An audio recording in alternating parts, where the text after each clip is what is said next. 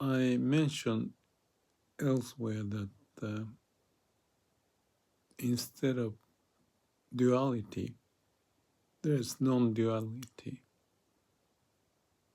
And I may have mentioned that is therefore absolute. And what is as absolute? I say in Japanese, shizen. Shi means by itself, and zen is as it is, and shizen means nature.